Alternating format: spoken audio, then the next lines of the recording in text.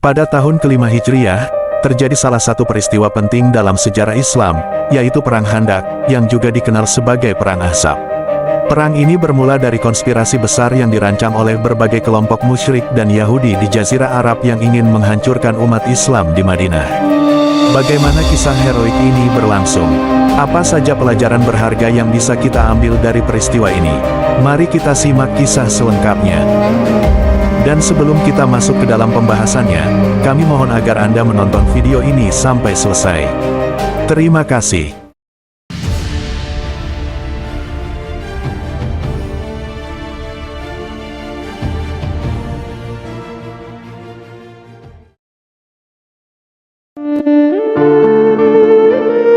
Setelah kaum muslimin mengalami berbagai peristiwa yang sangat sulit yang diakibatkan oleh orang-orang Yahudi, kini keadaan di kota Madinah sekarang mulai tenang dan seluruh Jazirah Arab pun sudah kembali aman.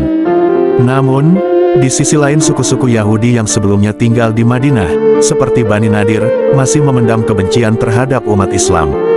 Mereka merasa terancam karena Nabi Muhammad SAW menegakkan hukum Islam yang adil, sementara mereka telah berkhianat terhadap piagam Madinah, yaitu sebuah perjanjian damai yang awalnya disepakati antara kaum muslimin dan Yahudi. Dan orang-orang Yahudi yang telah diusir dari Madinah akibat tindakan yang mereka buat, tidak mau terima dengan kekalahan mereka. Dan kebencian mereka terhadap Rasulullah dan kaum muslimin pun semakin menjadi-jadi, bahkan mereka terus mencari cara agar dapat melumpuhkan kaum muslimin. Namun mereka tahu, bahwa untuk mengalahkan kaum muslimin sangatlah sulit. Mereka pun mulai merencanakan untuk membuat strategi dengan cara mengumpulkan orang-orang seide dengan mereka, yaitu yang sama-sama tidak suka dengan kaum muslimin.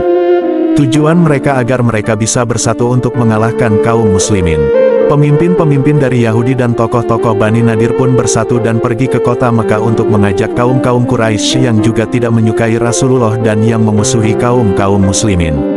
Kaum Quraisy pun sangat setuju dengan ajakan tersebut, karena itu pun yang diinginkan oleh kaum kafir Quraisy. Kemudian utusan-utusan dari Yahudi pun mulai bergerak ke suku Ghatafan untuk mengajak mereka untuk bergabung bersama mereka. Di saat itu, pemimpin Yahudi pun sudah berhasil mengumpulkan orang-orang yang sejalan dengan mereka untuk siap menyerang kaum muslimin yang ada di kota Madinah. Tibalah saat yang sudah direncanakan, kaum kafir Quraisy pun mulai bergerak ke arah selatan bersama suku Kinanah yang dipimpin oleh Abu Sufyan yang membawa 4.000 prajurit, yang lengkap dengan persenjataan. Dan dari sisi timur, suku Ghatafan bersama dengan suku Bani Fazarah yang dipimpin oleh Uyainah bin Hisa. Dan ada banyak suku-suku lainnya yang ikut serta dalam pergerakan ini, dengan tujuan yang sama, yaitu untuk menghancurkan kaum muslimin yang berada di kota Madinah di kala itu. Dalam beberapa hari mereka pun sudah bisa mengumpulkan 10.000 prajurit yang sudah dilengkapi lengkap dengan persenjataan. Jumlah mereka sangatlah banyak, bahkan melebihi jumlah penduduk Madinah di kala itu. Perencanaan mereka untuk menyerang kaum muslimin pun sudah diketahui oleh Rasulullah.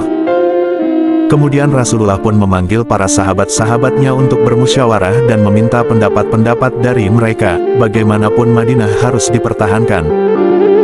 Dalam perbincangan yang panjang, Salman Al-Farisi pun mengusulkan sebuah strategi, yaitu untuk menggali parit mengelilingi Madinah.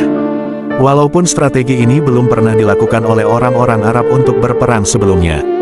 Dan Salman Al-Farisi pun menjelaskan, bahwa ini adalah strategi yang biasa digunakan oleh bangsa Persia ketika dikepung oleh musuh.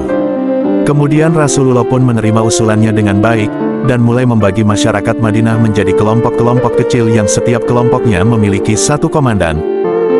Dan semua kelompok bertugas untuk menggali parit sepanjang 20 meter dan lebarnya 4 meter dengan kedalaman 3 meter. Mereka sangatlah antusias untuk mengerjakannya walau dalam keadaan lapar sekalipun, agar pekerjaan mereka cepat siap. Mereka rela menahan lapar bahkan sampai mengganjal perutnya memakai batu karena mereka melihat Rasulullah pun mengikat batu di perutnya di saat beliau kelaparan. Namun ada juga beberapa dari mereka yang tidak sungguh-sungguh dalam urusan ini, bahkan mereka pulang tanpa meminta izin kepada Rasulullah. Di kala itu, ada salah satu dari sahabat Rasulullah yaitu Jabir bin Abdillah, melihat Rasulullah sangatlah kelaparan, kemudian Jabir pun meminta istrinya untuk memasak makanan seadanya, lalu mengajak Rasulullah untuk makan di rumahnya. Namun, beliau malah mengumpulkan semua pekerja yang berjumlah 1.000 orang, untuk datang ke rumah Jabir untuk menikmati hidangan dari sahabatnya itu. Melihat sejumlah banyak orang yang datang ke rumahnya, Jabir dan istrinya pun menjadi resah, karena makanan yang disedianya hanyalah cukup untuk beberapa orang saja.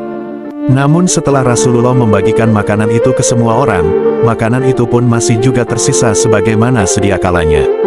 Kemudian setelah mereka semua merasa kenyang, mereka pun memulai lagi penggaliannya. Setelah sekian lama penggalian parit itu pun selesai, dalam kurun waktu 6 hari lamanya, tepat sebelum ribuan prajurit gabungan itu tiba di pinggiran kota Madinah. Setelah penggalian parit itu selesai, keyakinan dan keimannya kaum muslimin semakin membangkitkan semangat untuk menghadapi ribuan musuh yang akan menyerang mereka di saat itu. Kemudian Rasulullah pun mengambilkan langkah dengan membawa 3.000 pasukan dan menjadikan Gunung Sal'un sebagai tempat berlindung mereka. Rasulullah pun lalu memerintahkan agar anak-anak dan para wanita dan yang sudah lanjut usia untuk berlindung di tempat yang aman untuk sementara waktu.